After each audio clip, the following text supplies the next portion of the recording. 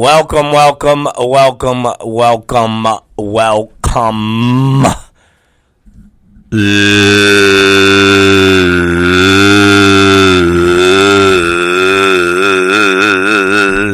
Ladies and gentlemen, it is I, the one, the only, Roberto Negro.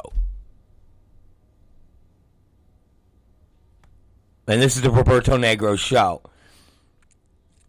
And I'm looking at a motley crew on my board. I'm looking at Eric Hernandez, who's got a picture that borderlines someone who's fucking crazy, or at least mentally deranged.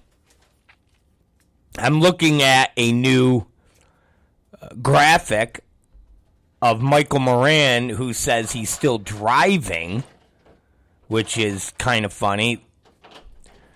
And David C. Russ, I don't know what the fuck he's got.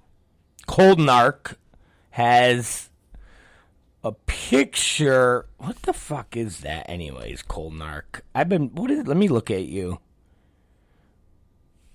Cold Narc has a picture, a beanie, a selfie with the caption, "You're a bitch." Okay. Fucking guys. I don't know what to do with you guys. You guys are all out of your fucking minds. That's all I'm going to say. All right, so let's jump right into it. There's so many things to go over. There really is. There's a lot of things to go over. I don't even know where to begin because nobody, not even the people that are closest to my orbit, have heard the story that I'm about to tell you. And it doesn't involve ejaculating. It doesn't involve like throat fucking. It doesn't involve garbage mouths. It doesn't involve anything like that. Okay? It involves a trip that became surreal. And that's all I'm going to say. It became surreal. All right? And what I mean by that is, those of you who've been listening to the show for X amount of years, I don't know how many years, but X amount of years, you remember when I used to talk about this simulation. We were living in a simulation, that none of this was real. It was a simulation that somewhere, maybe in the sky, I don't fucking know. It always seems like a thing in the sky, but could be in the ground. A bunker in the ground. It's like the year 3092. And everything we're doing isn't real. And it's a bunch of neckbeards. Bunch of big, fat, smelly, disgusting, like a lot of my 600-pound life people sitting around playing a game. And that game is what we are all doing. We're living their game, the simulation. Today was very, very eerie. I want to say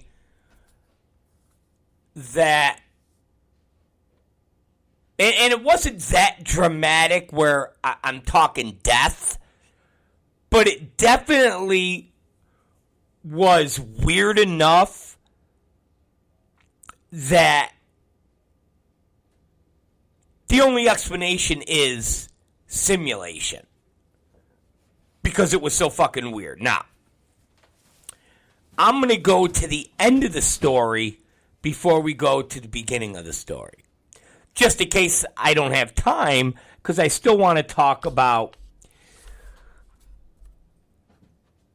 promoters that cry and whine online and how no one takes big, fat, smelly shits on them. I could only imagine if I started posting the blues. And not just the average blues, like, oh, business is so hard. There's so much product out there. Pay-per-views, and we're all... No. I'm talking about, like, hey, everybody, I need to get fucking cat food for my cat. Could somebody help me get cat food? You guys would fucking crucify me. You guys would literally crucify me. I think there would be a revolt in just the talent.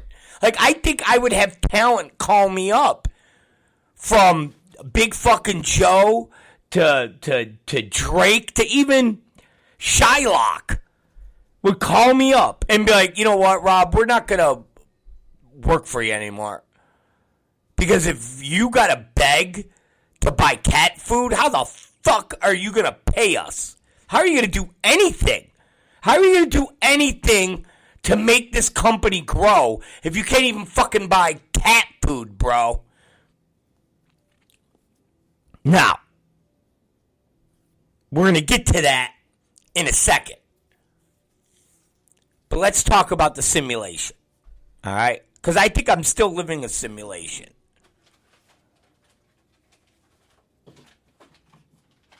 And what I mean by that is, it's 9:27, and I'm at Extreme Gifts doing a show.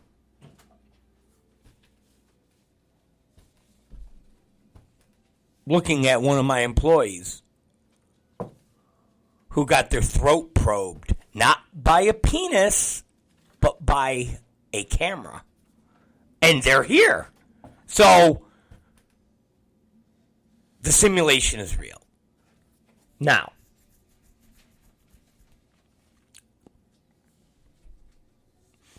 I wake up this morning at about 8 o'clock, okay?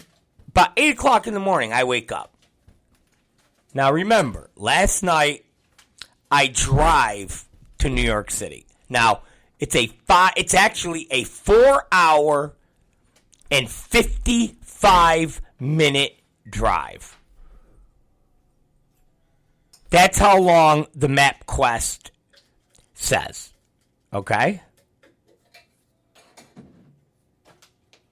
So, I leave yesterday at 10 a.m. Okay? 10 a.m. And I drive straight through to New York City. I don't stop to piss. I don't stop to stretch my legs. Straight through. That's it. Listening to fucking 80s music, 90s music. I'm listening to Taylor Swift. I'm listening to Demi Lovato before she was big and fat and full of pronouns. I'm listening to the, what's it called? What's wrong with being confident? That song. It's a good song. It's a good song. Taylor Swift record. All those the hits, the fucking hits, okay? Even threw in a little Katy Perry, that little cunt. So, I'm jamming. Get to the show. Get out, stretch my legs. And there was this peaceful moment because I got to the venue early. Schlack and Mins were late. And I didn't want to get to the venue too early because I wasn't sure what was going on. I know Moran was running around trying to set up, trying to make the shit look is only as he can make it look, which is A+. Perfect. Perfection. Because that's Mike Moran, okay? He's Mr. Perfection.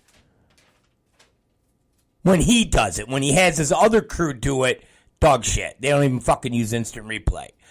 That's another story. When he does it, it's brilliant. Fucking brilliant. Now, the last time we did this show, I didn't eat. So at about 8 o'clock at night, I had a fucking raging headache. And then I had to talk to all these people. A lot of people, believe it or not, come up to me and want to speak to me. They know me as Rob Black, the pornographer, or Rob Black, the pornographer. Okay, let's just leave it to there. So as I'm walking to the venue and I'm like, it's going to be a long fucking night. I go, man, maybe I should get something to eat. I see a pizza shop, Crave, okay? The fucking hole in the wall. It's about the size of, I don't even know, maybe the men's bathroom at, a stadium or something like that. So I go in there, and they have all the pizzas out in display, and I'm like, yeah, let me have 2 pieces, 2 slices, big fucking pieces. They give me my own little box. I get a Diet Coke, and I sit in silence.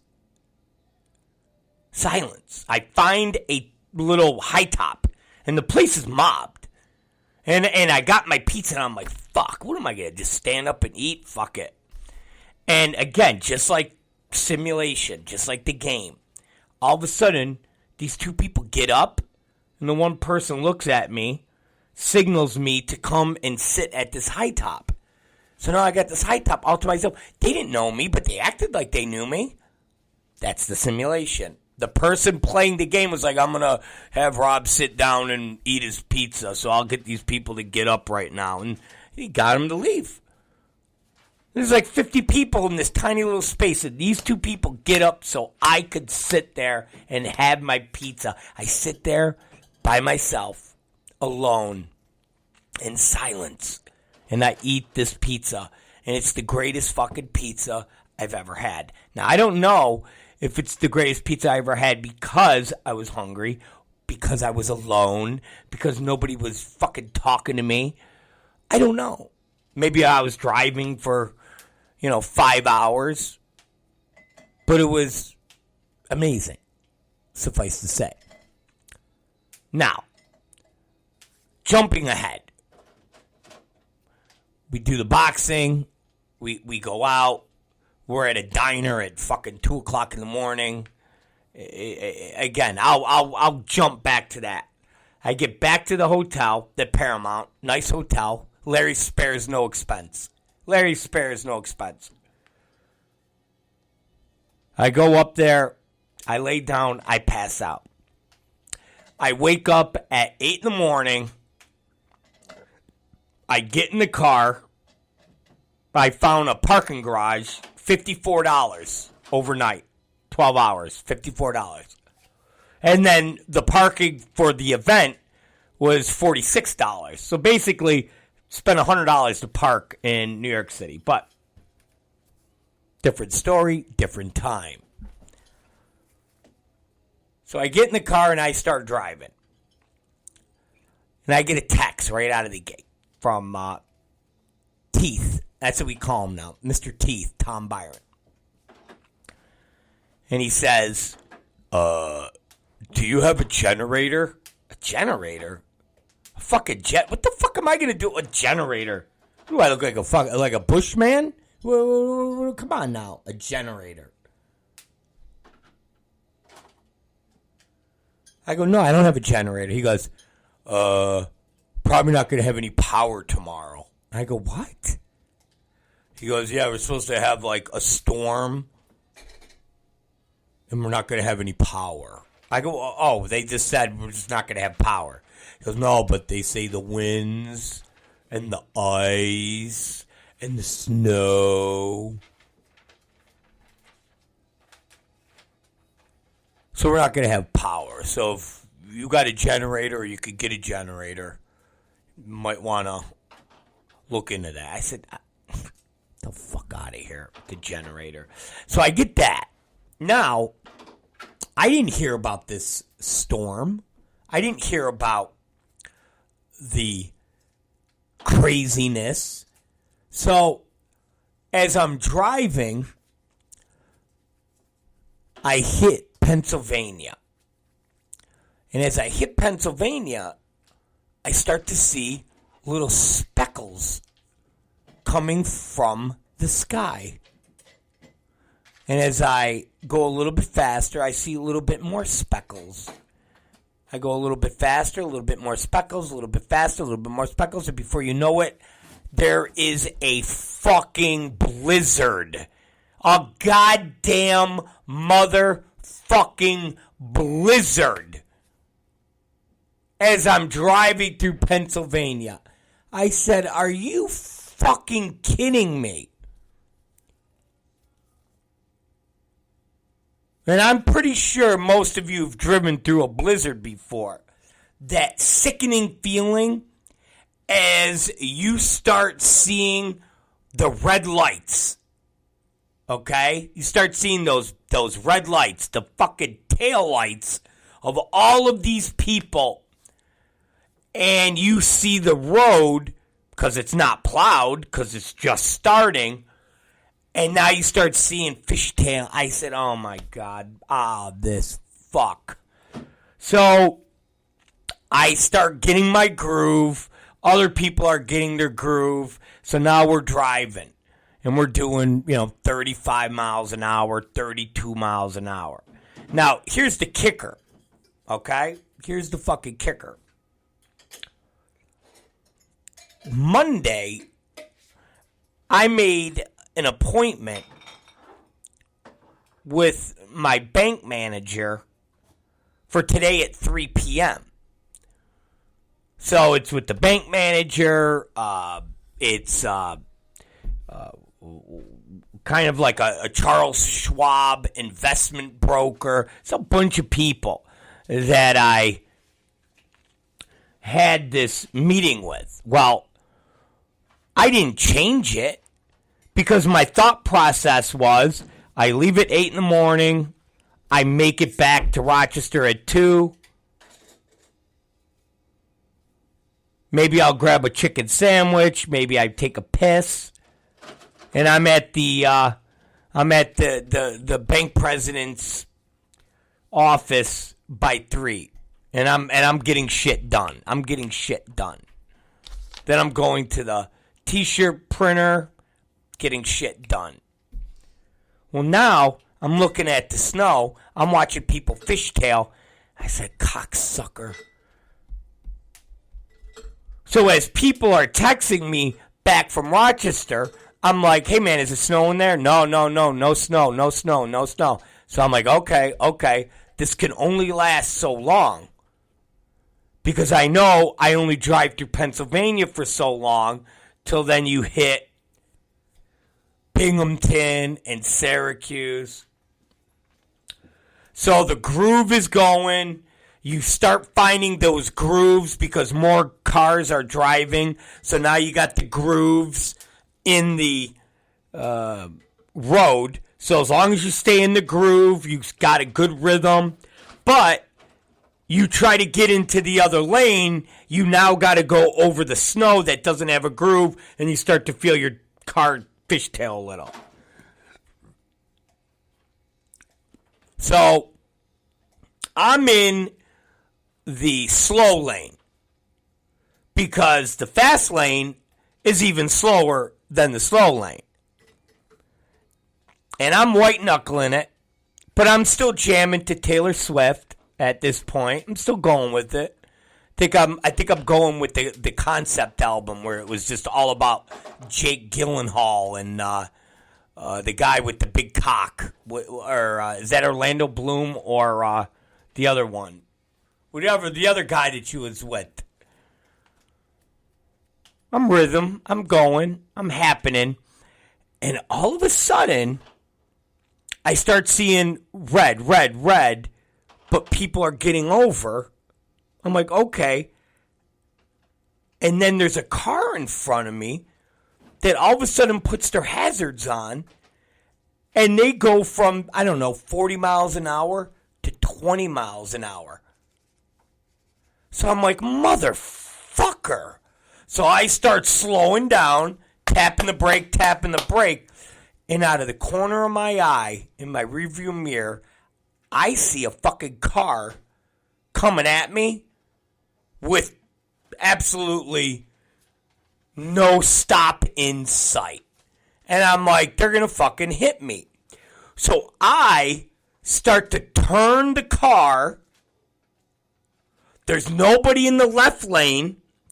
As I turn the car, I could feel my wheel spin, and this cocksucker hits the back of my fucking car. Hits the back of my car. It propels me forward. I turn the wheel. I miss the car that suddenly stopped in front of me. Another car wound up on the left lane going in front. I miss them. I get in the groove in that lane, and it like a slingshot whips me forward.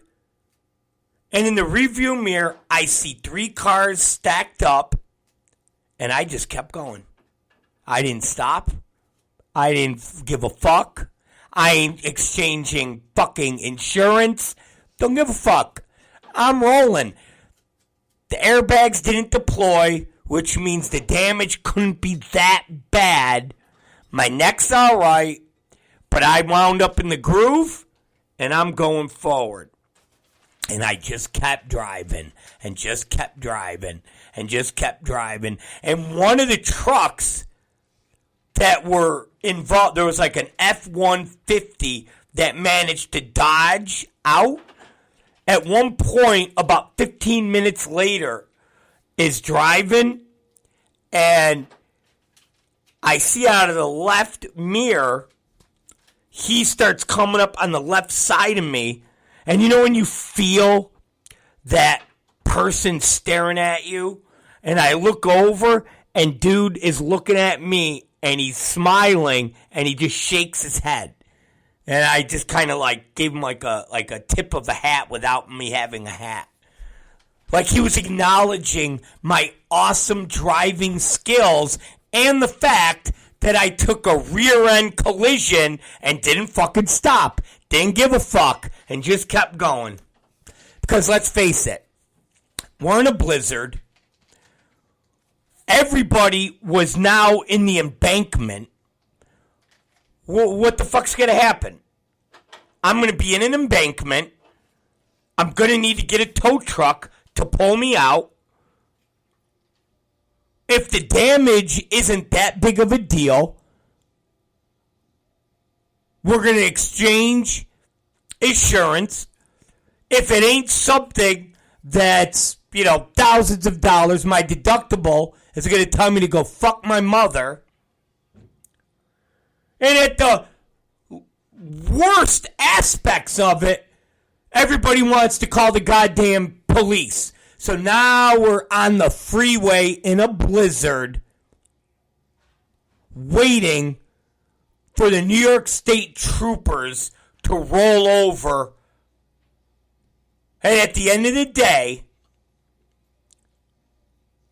once I get back into Rochester and I pull into the bank, I get out of the car, I go around to the back, and I look, and I'm like, definitely a simulation, because my back's got a mush, but it's not that bad. It's not that bad. Absolutely not that bad.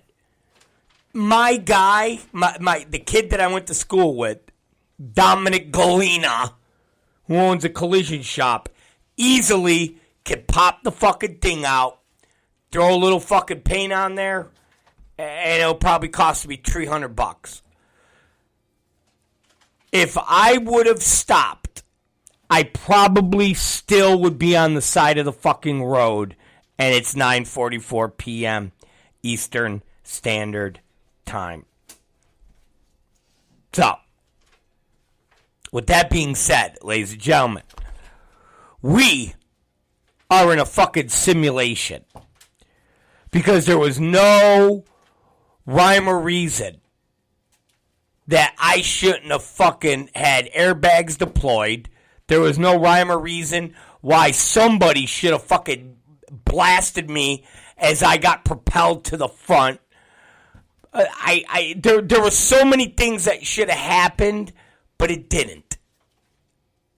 Because the people that play the video game of Rob Black want to keep this motherfucking character going, who knows, until I'm like 70 maybe, 80, and I can't do anything, and I'm in a fucking coma, and they just keep me alive in a vegetative state. Maybe by that time they take my brain and they put it in a fucking jar, and it gets hooked up to probes, and the fucking head talks, and it communicates with a fucking computer. And people come, oh, we're going to go see Rob. Oh, I thought he was fucking dead. No, he's... And they come and see me, and they're really just visiting my brain. That's all. They're just visiting my brain in a shitty fucking jar. That's it. Who knows? But I made it to the goddamn bank meeting with 2 minutes to spare. I got done. Went over all this crap. My one investment broker said there's no end in sight right now. We're probably in for another rocky 2023. So the market hasn't bottomed out. You could be looking at another 2,000 or 3,000 point drop. I said, oh, okay. You answered my questions. Left that meeting, went to the t-shirt printers, hung out with him, had to give him money, got back in my car, drove home, saw my kids for 31 minutes exactly, and then drove to Extreme Gifts. Ladies and gentlemen, there's no excitement there. It's not the life of fun and excite. I'll give you this. You know what? Larry Goldberg, my good friend Larry, said it perfectly. One of his workers, this kid named Curtis. It's a good kid, funny kid, big black fucker, big fucker, man, big motherfucker. Kind of looks like Rick Ross, big fucker. He says, I want to be you. I want to be Rob Black. Let me just be you for like 2 days. And you know what Larry said? He goes, you don't want to be this Rob Black. He goes, you want to be the Rob Black of 23 years ago. That's the Rob Black you want to be. You don't want to be this Rob Black. This fucking Rob Black is driving to New York City in the fucking by himself. He's got fucking 2 kids. Fucking shit. That's shit, Rob Black.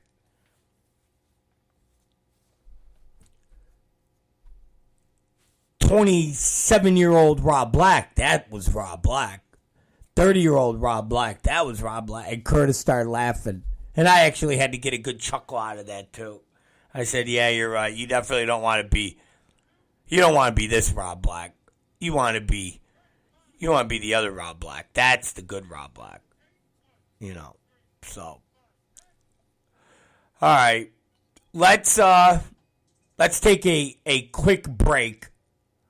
And when we come back, we'll break down some of the show. And I'm going to yell at my employee right now, who's watching TikTok videos while we're doing the fucking show. So I could hear the fucking TikTok videos while I'm sitting here talking to you guys. That's what I say, dude. Being Rob Black now, that's not what you want. You want old Rob Black, not new Rob Black. New Rob Black is shitty. It's shitty to be me. Old Rob Black is the fucking greatest thing in the world. So we'll take a break, and when we come back, let's talk about, I don't even know, but we'll be back. We're back, ladies and gentlemen, boys and girls, children above the age of 18. All right, so now I want to tread on this lightly, okay? Because I know people might get offended, especially the Jersey fans. And we do have a lot of Jersey fans that listen to us. Okay? So I don't want to offend them, because I love them all. But here's what I don't get.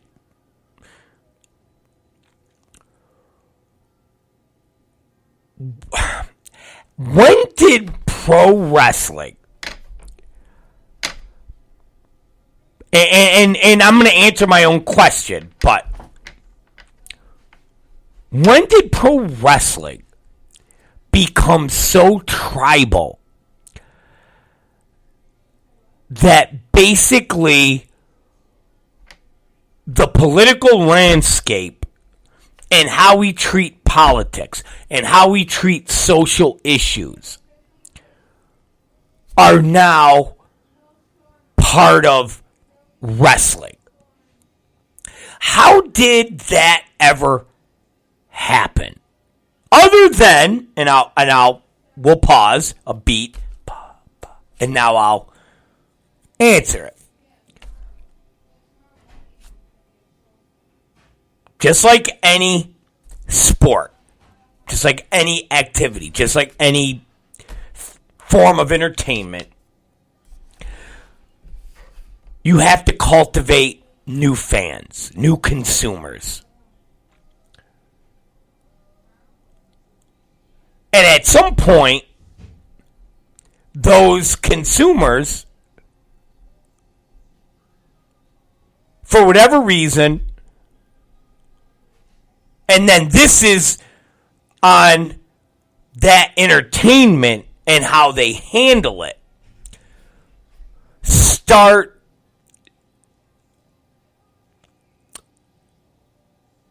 injecting their personal beliefs or their ideology into that activity. Now, every so, and we saw it with the kneel downs in football, the protests, every so, you get a little dust up, and you'll get people that try to hijack these sports, but by and large, that gets crushed, it gets squelched.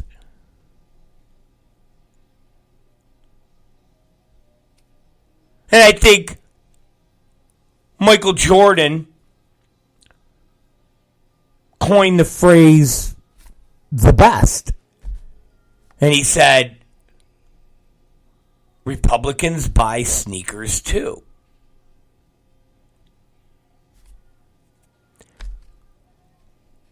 But somehow pro wrestling haven't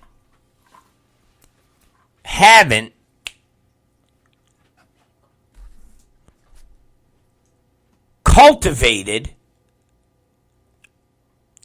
fans that are about the product.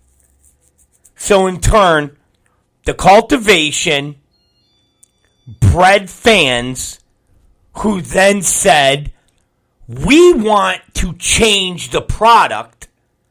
And then the product said, okay, we'll change it for you. And then so you have a group of people, and let's face it, when you're dealing with a Twitter troll or you're dealing with people like that, they're not buying tickets. They're not buying pay-per-views. They're not doing anything like that.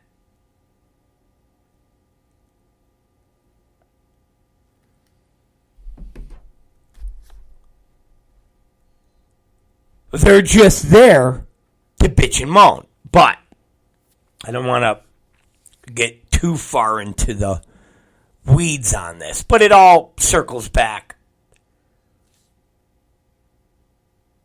to the main point, and that is the tribalism that's been created in pro wrestling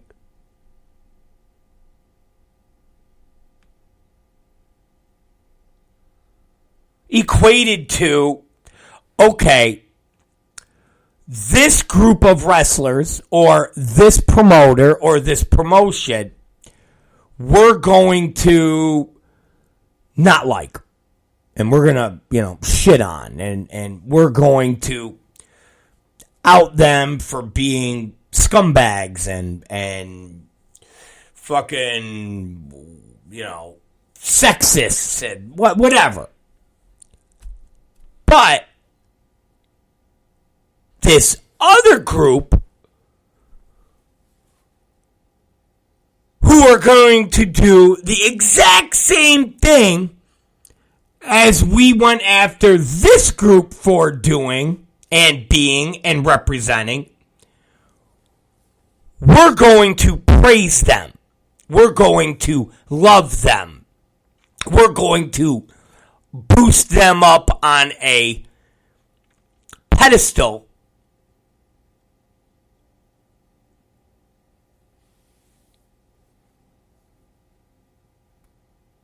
And it doesn't matter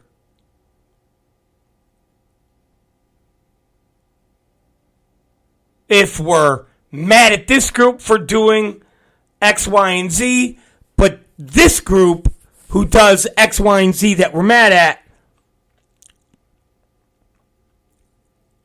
doesn't matter if we're not mad at them. And it doesn't matter if somebody calls us out on it. We like them personally. They're nice to us. They're part of us. They're part of our group. Which in turn, you have a tribalism mentality that you really only see in politics. I'm a Democrat, and I believe in X, Y, and Z, and if that Republican believes in D, E, and F, they are wrong. Or if they do X, and vice versa, Republican saying the same thing on a Democrat. Well, you're a cheat, you're a liar. Yeah, but you do it. Yeah, but if we do it, it's okay because they're part of us. If you do it, it's not okay. You're not part of us.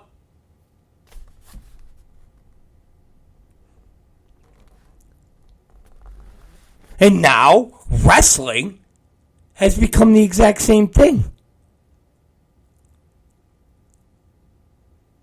So you hear the words, that's some carny ass bullshit that promoter is pulling. That's some carny ass bullshit that promoter's pulling. What kind of carny ass bullshit?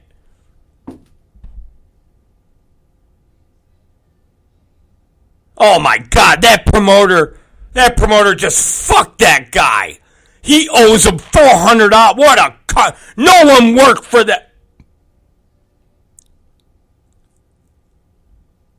I mean, listen, I'm not necessarily a big fan of Ian Rotten, but the vitriol that people go after Ian Rotten about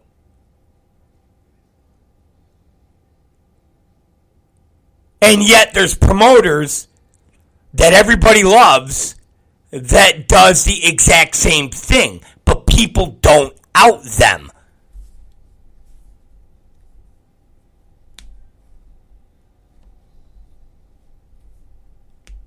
And if they do, people go, "Oh, well, why would you do that? What's up? Why?"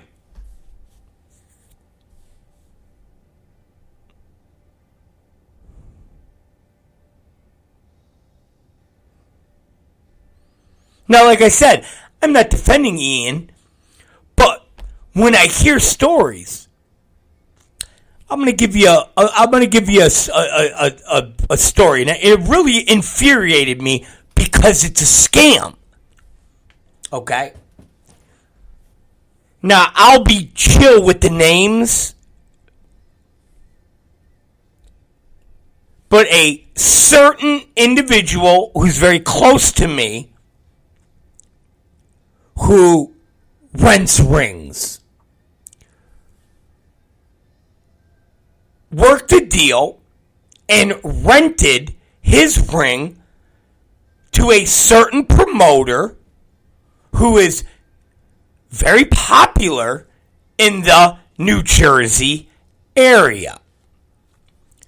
This certain promoter was doing a double ring show, and they needed another ring. So, the individual who was very close to me, said, "Hey, I'll rent you my ring."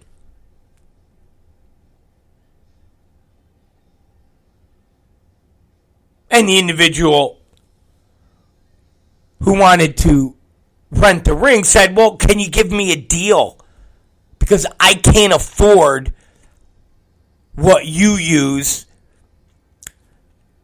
or what you quote people." So this person that is friends with me, is a business associate of mine, said, "Yeah, no problem. I'm doing an event. Why don't you let me promote that you're going to be at my event as a scout? Your booth is going to be there to scout talent."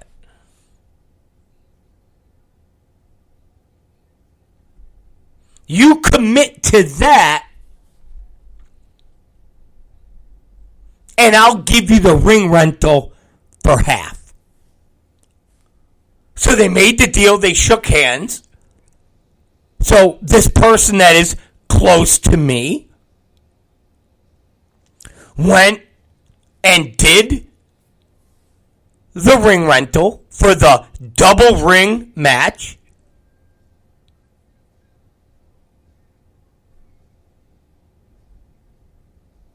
They got done. This promoter said, "Oh, brother, give me a couple days and I'll give you that money. We're going to see each other at your show." Yeah, no problem. When it comes time for the show, for the event, where this person's supposed to be there as a scout, he no-shows. Doesn't even show up. Flakes. So, not only does the person that's close to me, not only do they get fucked on the ring rental, which they discounted in half, but they get fucked on the half of the cash that they were supposed to be given, and then they were fucked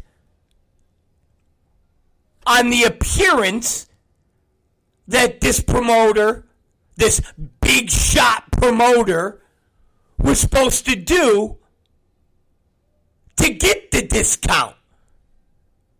Now, if that ain't some carny bullshit, I don't know what is. But somehow that gets swept under the rug. Somehow that gets excused. Somehow that gets explained away as, oh, but come on, they're a deathmatch legend. Oh, okay.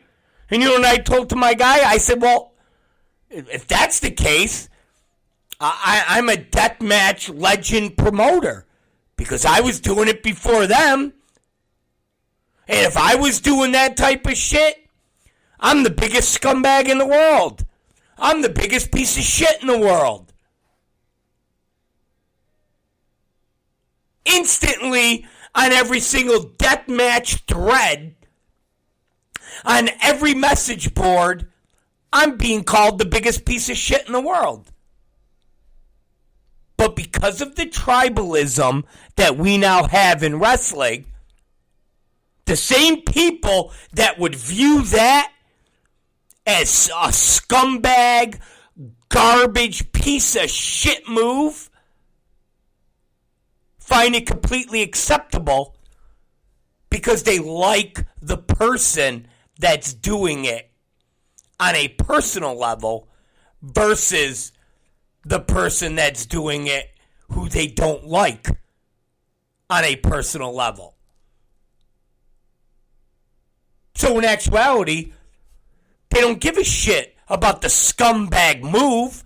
They don't give a fuck about the person being fucked out of money.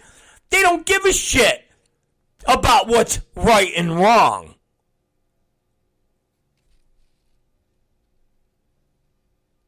So they really don't have any morals. They really don't stand by their, oh, we're woke and we're trying to create a safe space in this wrestling community. This is our wrestling community. And we all look out for each other and we all work together. No, you don't. You don't give a fuck. If you did, Chad Mins wouldn't have been fucked out of the money that he's fucking owed.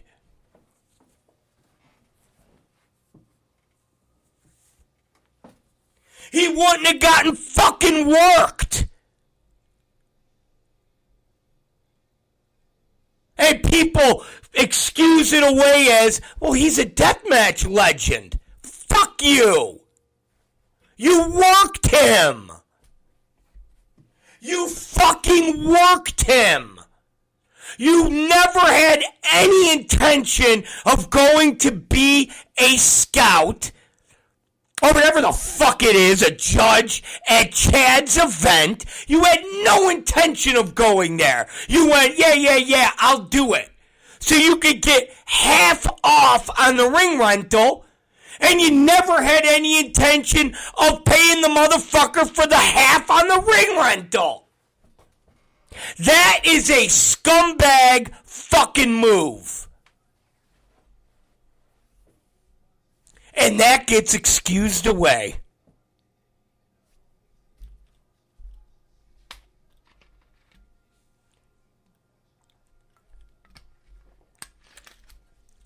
I literally sat there last night at that boxing event, and when I heard that fucking story, I went, dude, that's horrible, bro.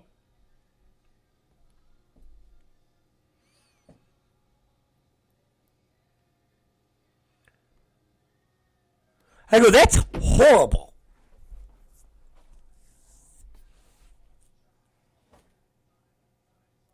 I go, I generally feel bad for you.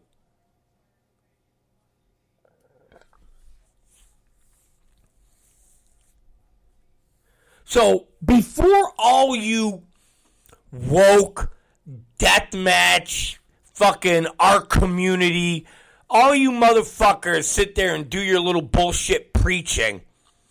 You need to fucking smarten the fuck up and either hold everybody to the same goddamn standard that you're trying to fucking make people adhere to, or shut the fuck up. Just shut the fuck up.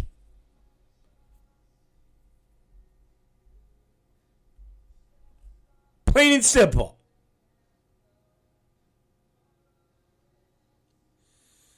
If you're going to virtue signal,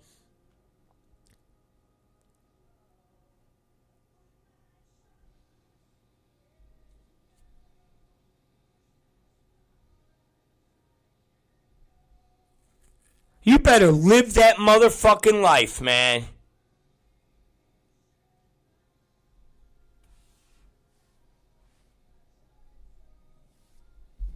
So Mins tells me the story. I did. I was like, dude, that's fucked up.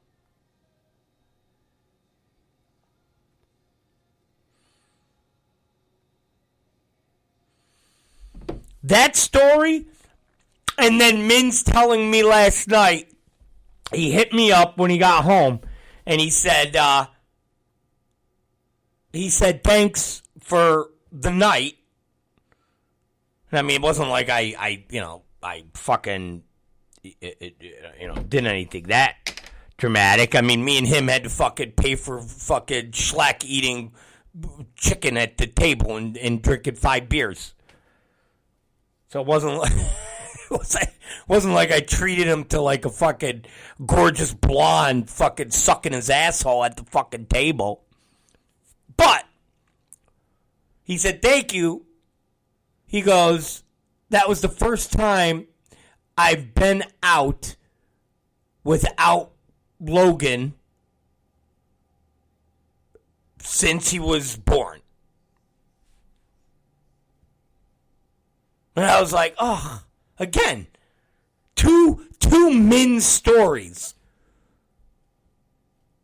Because the guy is with his kid all the time. And I mean, he loves his kid. We all love our kids. But there is a time where you're like, dude, I just need to not be with my fucking kid for like, I don't know, a fucking minute. I need to be able to just do something. I need to like sit in a pizza fucking restaurant in New York City with just a pizza and a Diet Coke. And with no cell reception. And just no one bothers me for like a half hour. And I'm just eating pizza. But those two stories. Getting jerked off over by a fucking promoter. Who's supposed to be a big shot.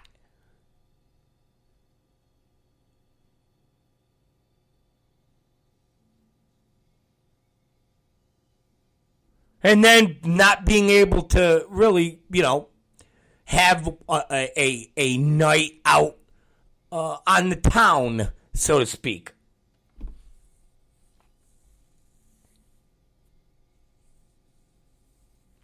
But that shit set me off, man. I heard that shit. It set me the fuck off.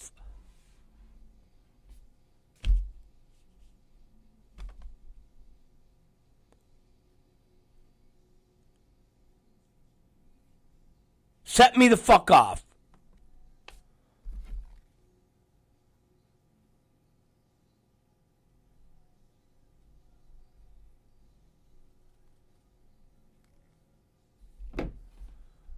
I don't like that. So now I'm driving and I see this text or a post.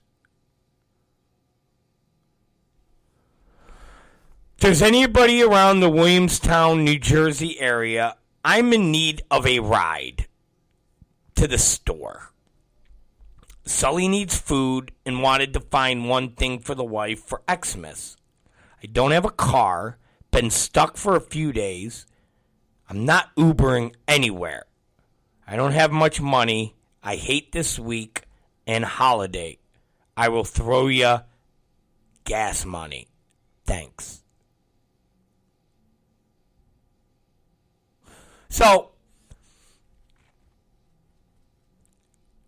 if you're in that type of position, how the fuck do you run a goddamn promotion? Obviously, you don't pay for your fucking ring. But how do you do that? And how does nobody say a fucking word about that?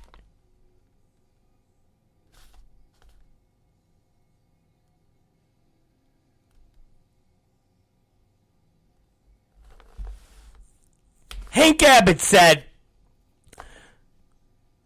and he goes, not that you would, but had you pulled anything remotely like that, the community would be at your front door with torches and pitchforks. Legit, straight legit.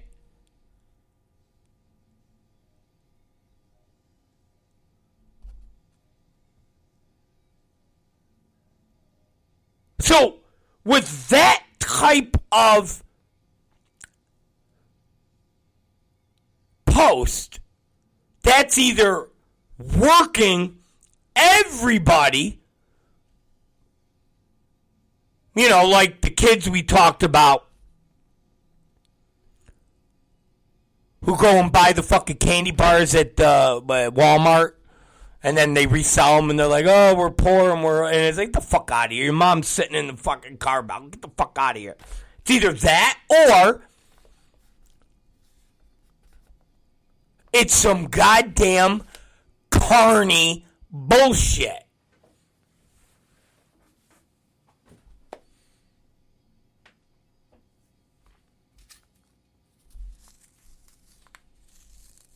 That's some carny bullshit.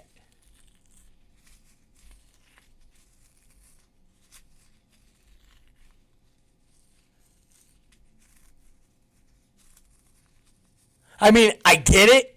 Chad's fucking buddy the DILF is a retard.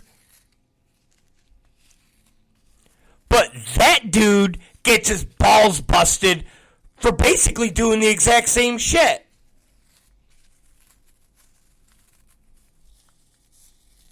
Hi, I'm broke. I have no money. But I'm going to run a fucking show. Oh, okay. So you're going to run a show on the if come that people are going to show up and then they're going to pay you, and then obviously you're going to have to take some of that money to buy fucking pet food and then rent and then presents, and then the talent gets what's left. Well, what if there's nothing left?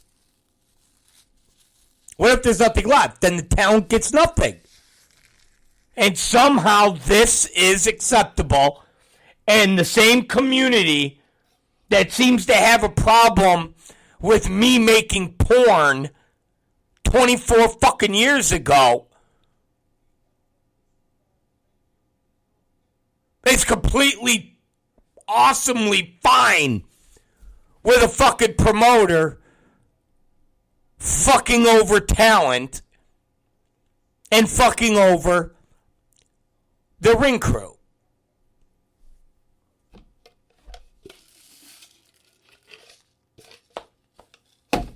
Most amazing fucking thing in the world.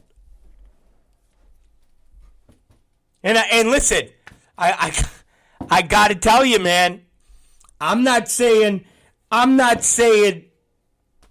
carny shit don't exist out in fucking Cali. But everybody knows Marvin is a fucking carny loser scumbag. And you work for him at your own risk. And if you want to get in the car with Marvin after one of those dog shit shows and he owes you $100 and he says, oh, come with me, but I got to go collect it. And he makes you believe he's driving to people's houses that owe him money until the point where you just kind of give up. And you're like, dude, it's fine. But everybody knows he's a piece of shit. Everybody outs him as a piece of shit.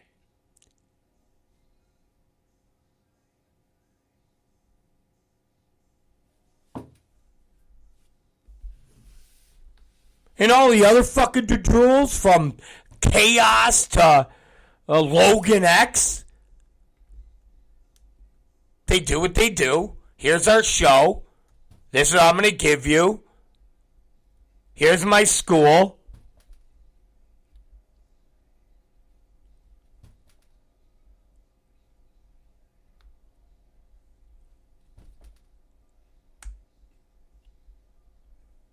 But the carny shit is to a minimum. Somehow, the East Coast is like the carny dog shit capital of the fucking world.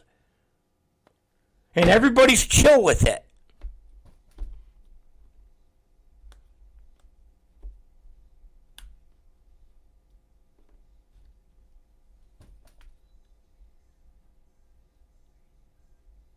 Dama Eyes says, let's talk Newark, boss man. I'm just fired up, okay? Just fired up. You guys got me fired up.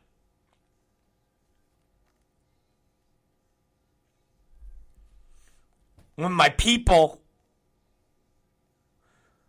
work for other people and they get fucked over, it kind of gets me a little, worked up. But you want to talk about Newark? Let's talk about fucking Newark. Let's talk about fucking Newark. Actually, you know what we should be talking about? Women of Wrestling, okay? Their syndicated show. Bro. You know what their syndicated show does? According to Brandon Thurston of WrestleOmics, their December 11th syndicated show was watched by 358,000 people, which is up from 236,000 people on December 4th. And they had 60,000 viewers in the coveted key demographic. Ladies and gentlemen, those are fucking huge numbers, and nobody talks about that. And it's syndication. Syndication is dog shit. And it's only dog shit because there's not a legitimate revolving time slot. You know, like, you could watch WoW Wednesday nights at 8 p.m.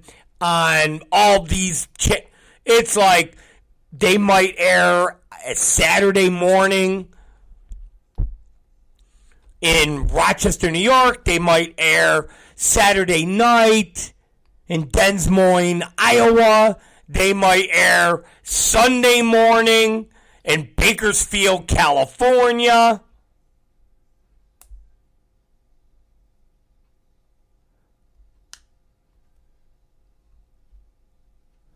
That's what makes those numbers even more impressive. Fucking Impact. Impact is on Access TV every Thursday night. You know the time. You know the place. They're in 55 million homes. They're lucky if they do 90,000 people. They're lucky if they do 90,000 people. Lucky. WoW does triple what Impact does.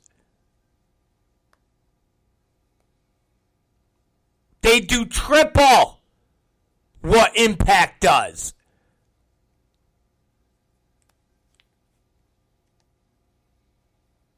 Triple! Now,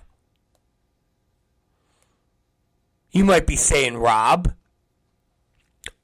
are you telling us women's wrestling is that popular? It's not necessarily what I'm saying. Here's what I'm saying. I think the syndication game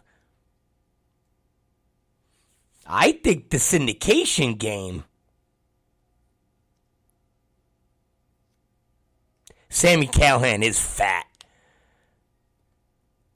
I don't remember him being that, like, why? Like, bro, you're Jesus. But I think the syndication game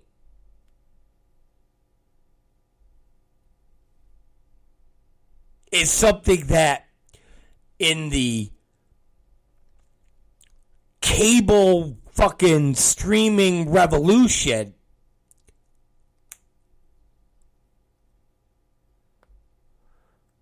I think the syndication game, and especially wrestling syndication,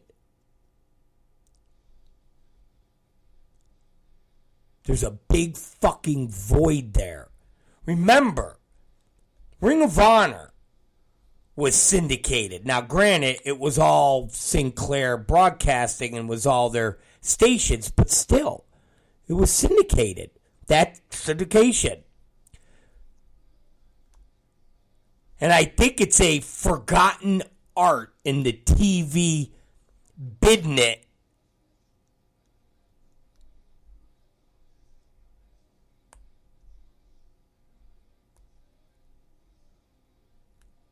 And you got to give it to that Goofy McLean and Jeannie Bust and whoever else is part of their clique. Going this fucking syndication route is paying off. Now, are they making money from it? I don't fucking know. But I guarantee you, Impact would fucking blow somebody. Tommy Dreamer would, and fucking, what's his name? Demora would fucking, they would double blow somebody if they could have 300,000 people watching that crap.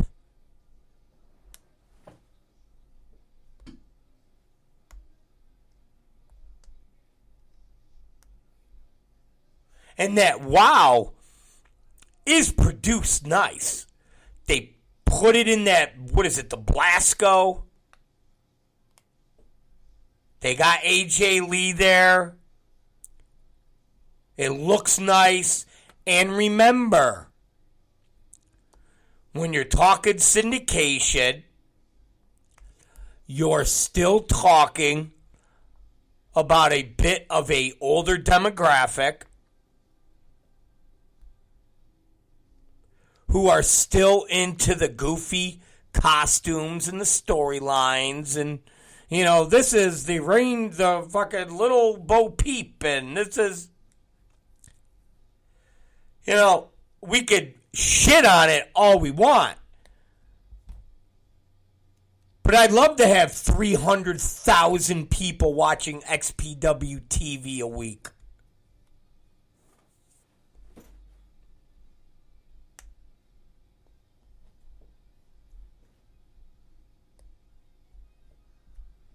So, just a side. They don't show Bush, Tim from Canada, but we'll show Bush.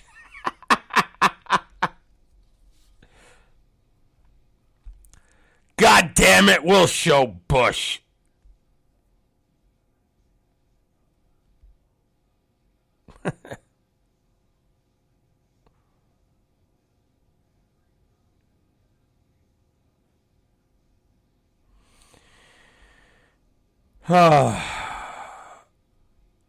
We'll show Bush. Anyways. Alright, listen to me, you guys.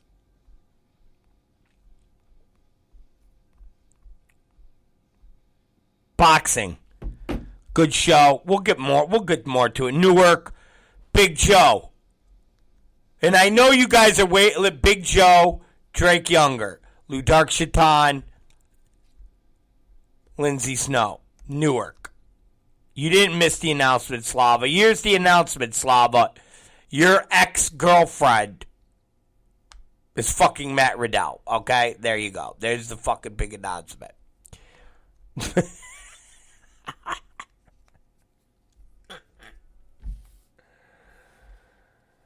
There you go. I don't know. There's your big fucking announcement. And at some point, she's going to come back to you.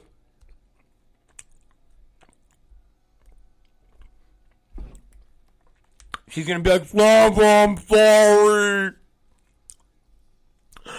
Please forgive me.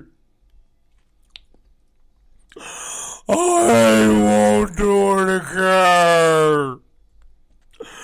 I love you. Please forgive me.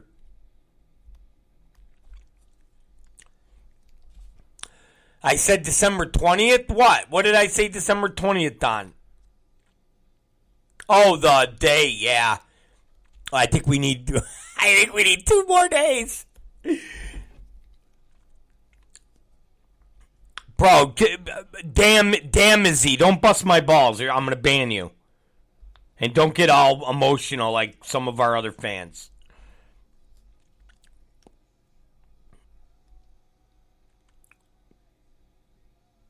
We need another couple days.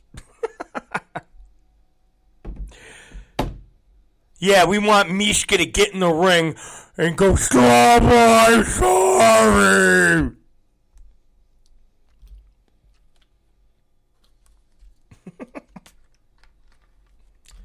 All right, listen, I got to go. I got to get the fuck out of here. I got to go buy presents. I don't even know if any of the stores are still open.